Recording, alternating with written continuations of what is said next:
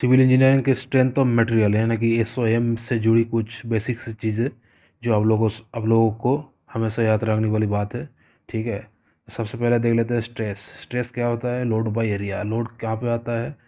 Load किस पे आता है? किस यूनिट पे? केजी पे आता है और कभी कभार न्यूटन में आता है।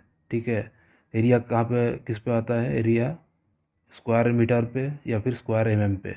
तो लोड बाय एरिया हो गया न्यूटन पर स्क्वायर मिलीमीटर यानी कि एमपीए मेगा पास्कल या फिर केजी पर सेंटीमीटर स्क्वायर, चाहे किसी भी यूनिट पे ले लीजिए। ठीक है, हमें सिर्फ फार्मूला से मतलब है।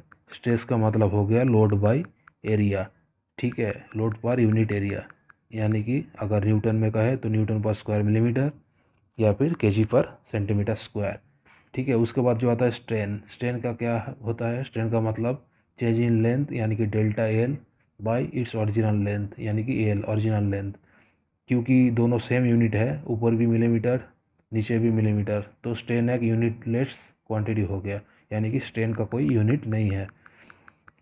अगर आप लोगों से इंटरव्यूअर ने पूछता है स्ट्रेन का यूनिट बताओ, तो आप लोगों को जवाब देना है कि स्ट्रेन एक यूनिट लेस क्वांटिटी है, क्योंकि ऊपर भी change in length in metre और मिलीमीटर, नीचे भी एक्चुअल लेंथ इन मीटर और मिलीमीटर। तो मिलीमीटर और मीटर आपस में कैंसिल हो जाएगा, बचा रहेगा कुछ भी नहीं। ठीक है, तो स्ट्रेन हो गया unitless quantity.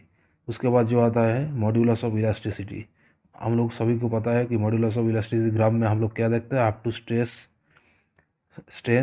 Is proportional to strain. Okay, up to modulus of elasticity stress is proportional to strain, जो हुक्स लॉ को ओबे करता है। तो मॉड्यूलस ऑफ इलास्टिसिटी का क्या हो गया? Stress by strain. Okay, strain क्योंकि यूनिटलेस क्वांटिटी है तो स्ट्रेस का यूनिटी उसका यूनिट बनेगा। जो स्ट्रेस का यूनिट होगा वही मॉड्यूलस ऑफ इलास्टिसिटी का यूनिट ही बनेगा, यानी कि गीगा पास्कल ले लीजिए जीपीए और एमपीए ले लीजिए, मेगा पास्कल चाहे कुछ भी ले लीजिए। ठीक है, स्ट्रेस का यूनिट ही होगा मॉड्यूलस ऑफ इलास्टिसिटी ई का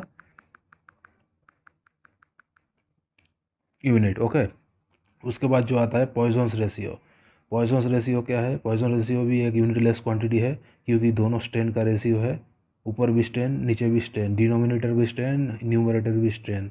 तो स्ट्रेन स्ट्रेन आपस में कैंसिल हो जाएगा, बचेगा यूनिटलेस क्वांटिटी। पॉइजन्स रेशियो क्या होगा? Lateral strain bye linear strain. Lateral strain और लॉन्गिट्यूडनल स्ट्रेन, चाहे जो भी बोल दीजिए, lateral strain bye linear strain को रेशियो को हम लोग कहते हैं पॉइजन्स रेशियो। ये जो 4 पॉइंट है वो हमेशा आप लोगों के साथ रहेगा, चाहे आप कितना भी इंटरव्यू अटेंड कर लीजिए, क्या आप कितना भी कॉम्पिटिटिव एग्ज़ाम अटेंड कर लीजिए, इस 4 चीज़ को अगर आप लोग भूल जाओगे तो काम नहीं बनेगा। ठीक है, ये सारे बेसिक्स चीज़ें हैं जो ये स्वयं में हमेशा याद रखने वाली बात है। ठीक है, ओके, थैंक यू।